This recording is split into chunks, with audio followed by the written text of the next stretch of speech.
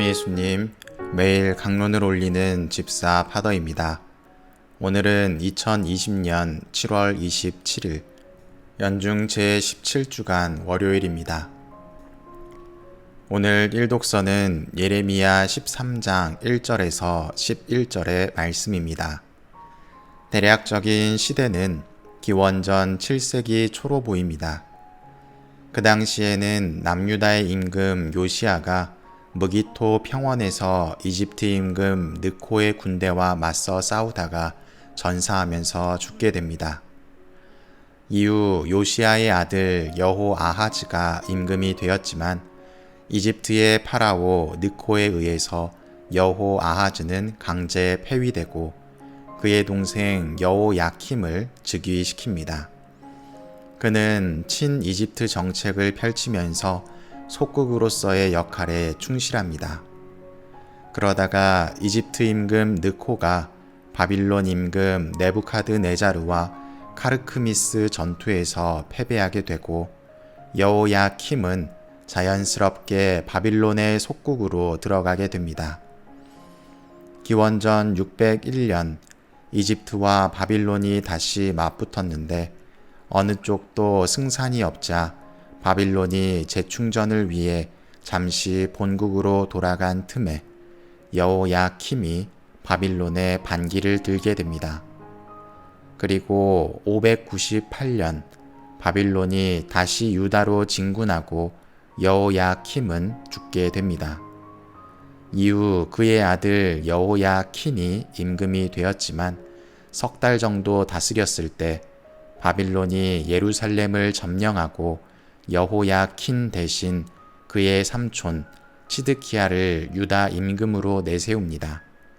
그리고 여호야킨과 수많은 인사들이 바빌론의 포로로 끌려가며 제1차 바빌론 유배가 시작됩니다. 예레미야 예언자는 이처럼 정치적인 혼란한 상황에서 하느님께 모든 것을 내어 맡겨야 된다는 사명을 선포하면서 오늘의 독서 내용을 말씀하고 계십니다. 아마포는 값비싼 원단입니다. 부드러우며 고급스러운 원단이었기 때문에 일반 대중들은 함부로 구할 수 없는 것이었습니다. 그런 아마포로 띠를 만들어 가르침을 주시는 내용이 오늘 독서의 내용입니다. 하느님께서는 예레미야 예언자에게 이야기합니다. 가서 아마포 띠를 사서 허리에 두르고 물에 담그지 마라. 그래서 예레미야는 분부대로 합니다. 그리고 두 번째로 유프라테스 강으로 가서 바위 틈새에 띠를 숨겨두어라 라고 분부하십니다.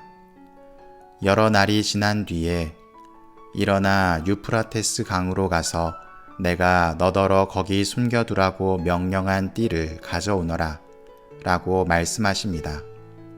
유프라테스 강은 바빌론에 속한 강이었습니다. 즉 아마포 띠는 유다인들을 의미하며 그들이 바빌론에 끌려갈 것을 암시하고 있습니다.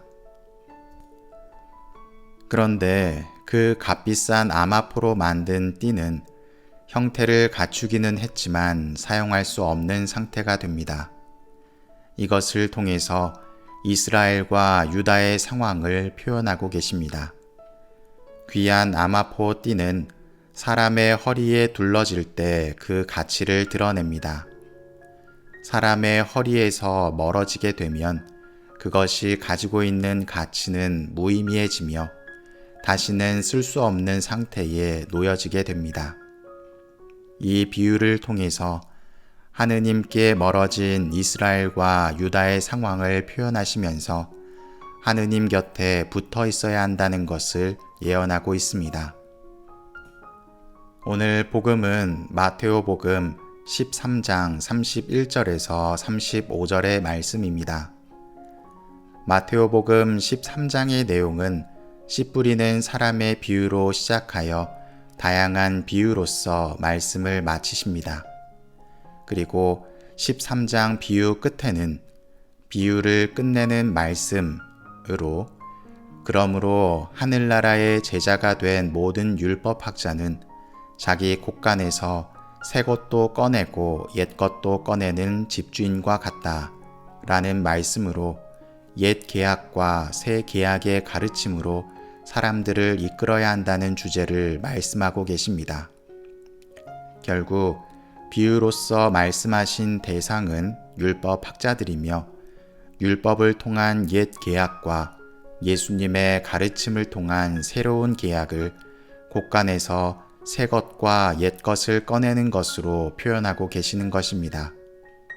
그리고 그 중에서 나오는 오늘 복음의 말씀은 하늘나라가 지니고 있는 특징에 대해서 설명하십니다.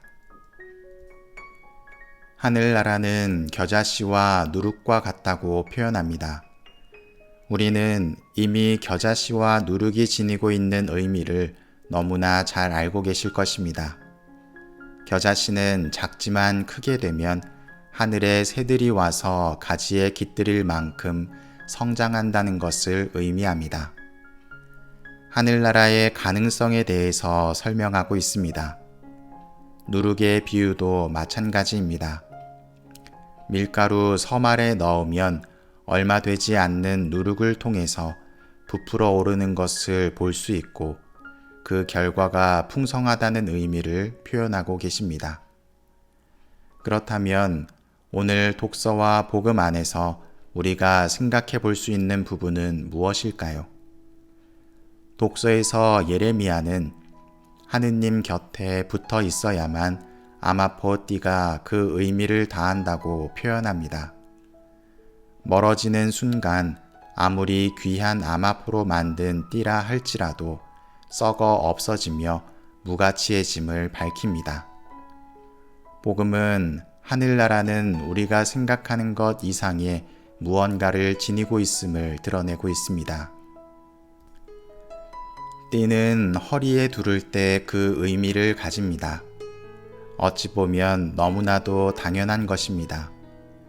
목적에 맞는 활용이 동반되어야 그 값어치가 인정받는 것입니다. 하느님의 자녀라고 하는 우리는 어떤 목적을 지니고 있을까요? 우리가 살아내야 할 모습이 있음에도 불구하고 목적에 맞는 활용이 동반되지 않으면 뿌리 내리지 못하는 겨자씨가 될 것이고 부풀어 오르지 못하는 밀가루가 될 것입니다. 그러나 우리에게 주어진 목적을 잘 수행한다면 나무가 되고 밀가루가 부풀어 오르는 변화가 일어날 것입니다. 그 변화는 우리가 상상하는 그 이상의 변화일 것입니다.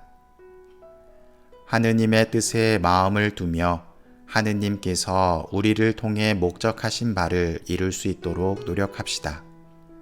그것이 우리가 하느님의 뜻에 순응하는 참 신앙인의 모습일 것입니다.